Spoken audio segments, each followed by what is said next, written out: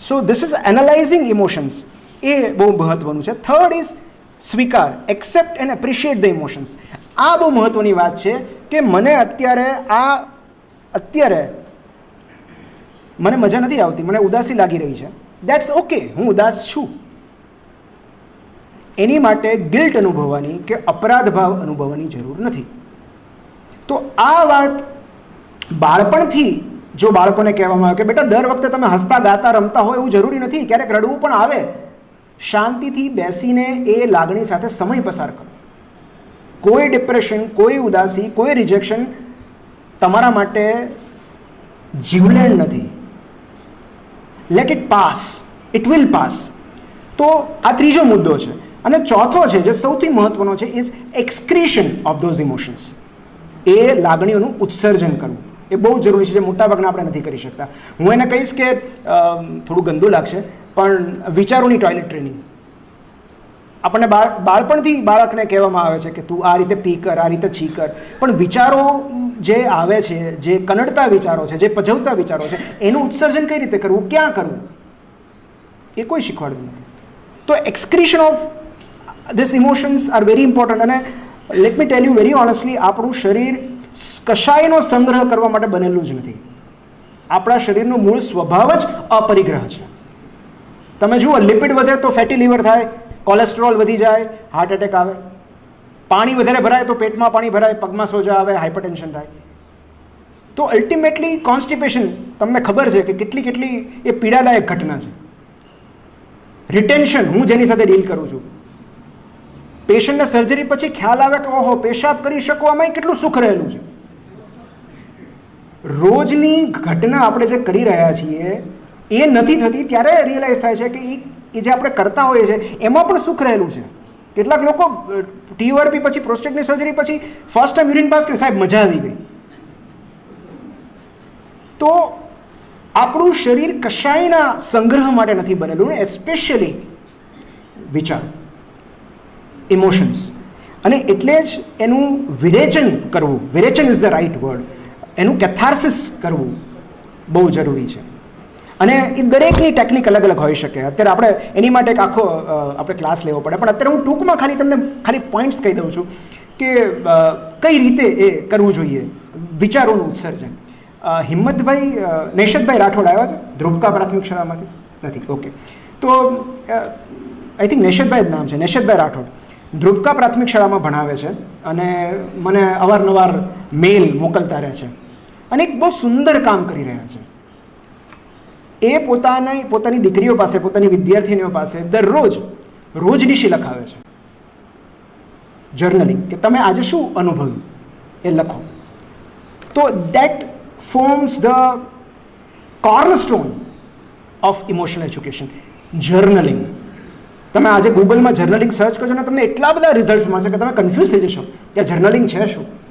તો જર્નલિંગ એટલે તમે જે અનુભવી રહ્યા છો, જે તમને ડિસ્ટર્બ કરી રહ્યું છે, એને કાગળ પર લખો.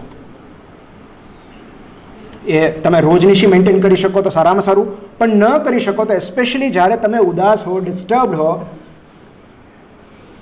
ત્યારે પેન પેપર લઈ અને જે તમારા મનમાં ચાલી રહ્યું છે એને લખો.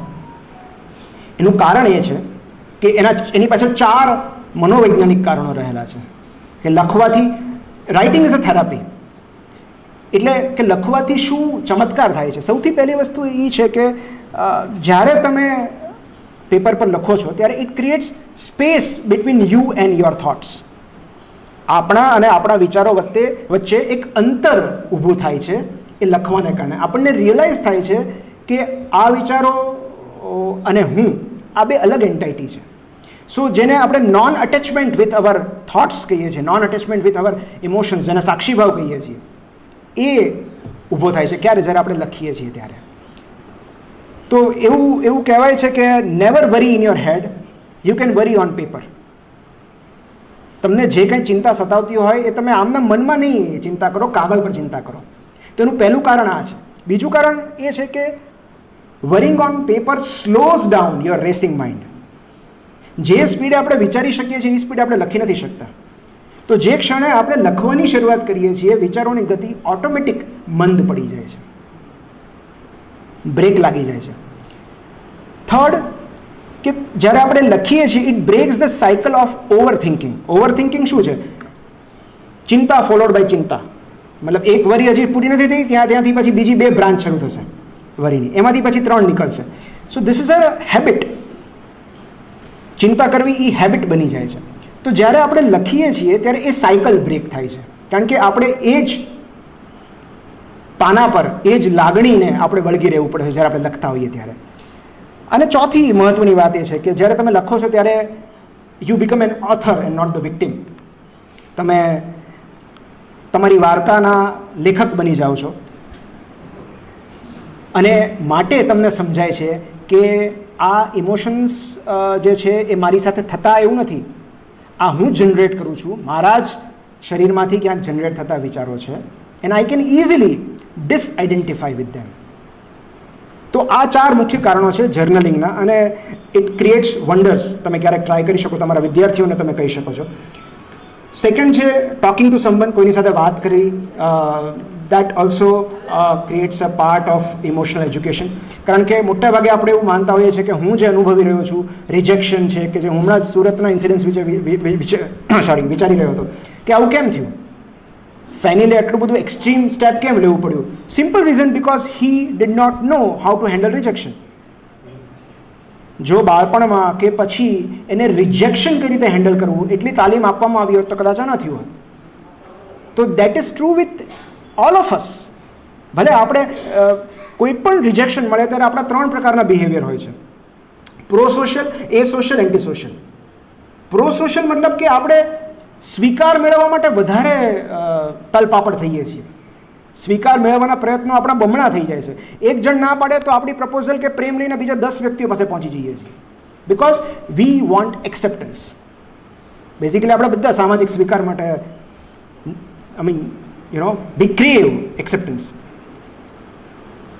Second is asocial. જેવી આપણી પ્રપોઝલ, પ્રેમ, પ્રતિભા રિજેક્ટ થાય, આપણે વિડ્રો થઈ જઈએ છીએ, એકલા પડી જઈએ છીએ, ઉદાસ થઈ જઈએ છીએ, અને પછી ક્યારેય અભિવ્યક્ત થવાની હિંમત નથી કરતા, કારણ કે આપણે એ રિજેક્શનના ડરને આપણે અવોઇડ કરવા માંગીએ છીએ. એટલે પછી ક્યારેય આપણે આપણી પ્રતિભા લઈને બીજા કોઈ પાસે નહીં જઈએ કે મારામાં ટેલેન્ટ છે. And third is anti social, જેનું ઉદાહરણ આપણે હમણાં જોયું. તો નાવ સાયકોલોજી કહે છે કે 3 રિસ્પોન્સ ઇમ્પ્રોપર છે, આમાંથી એક પણ પ્રતિક્રિયા યોગ્ય નથી.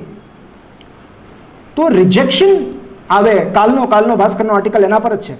તો રિજેક્શન કઈ રીતે હેન્ડલ કરવું જોઈએ એ તાલીમ આપણે બાળપણથી આપવી પડશે. Third is physical exercise. દરેક વ્યક્તિ માટે આ એક ફોર્મ્યુલા બધા માટે કારગત ન હોઈ શકે કે આવું થાય ત્યારે આવું જ કરવાનું. બેઝિકલી જ્યારે પણ સમથિંગ ઇઝ ડિસ્ટર્બિંગ અસ, આપણે આપણા રસ્તાઓ અલગ અલગ શોધવા પડે છે. સ્પોર્ટ્સ હોય, ફિઝિકલ એક્સરસાઇઝ હોય, આર્ટ હોય, મેડિટેશન હોય. મેડિટેશન તો it is the best thing. જો આપણે પણ એટલું બધું કદાચ જે આપણે આગળ નથી વિચારતા કે આપણે મેડિટેશન સ્કૂલમાં ઇન્ટ્રોડ્યુસ કરીએ, પણ એ સમય હવે દૂર નથી. જો આપણે કોમ્પ્યુટર સાયન્સ જેવા સબ્જેક્ટ ઇન્ટ્રોડ્યુસ કરી શકતા હોય સ્કૂલમાં, તો મેડિટેશન કેમ નહીં?